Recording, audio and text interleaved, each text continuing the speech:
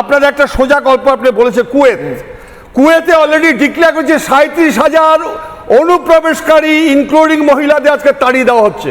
শুধু তাই নয় স্যার, আমেরিকার অবস্থা দেখুন, আমি ছবিগুলো দিয়ে শুরু করলাম। আমি বলছি যেটা তুমি কিশলয় তুমি শোনো, আমি তোমাকে মিথ্যা কথা বলছি না, কারণ অনেকে হইচই করবে যে আজকে নাগরিকত্ব বাতিল করেছে কুয়েত 37,000। কি তারা বলছে আমি বলে দিচ্ছি স্টেটমেন্ট, একমাত্র আমাদের সাথে রক্তের সম্পর্ক আছে এমন ব্যক্তিদের মধ্যেই দেশের জাতীয়তা সীমাবদ্ধ থাকবে, কুয়েত ডিক্লেয়ার করেছে।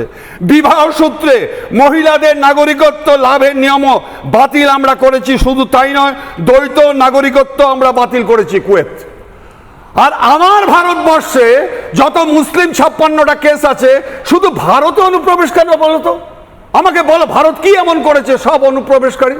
আমাদের মাননীয় মুখ্যমন্ত্রী প্রথম ধরেছে যে তাদেরকে আজকে যারা যারা আজকে এই সমস্ত করছে ভোটের রাজনীতি আগে ট্রেস আউট করতে হবে। এখন ট্রেস আউট করতে গিয়ে তো কম্বলের লোম বাঁচার মতো হয়ে গেছে।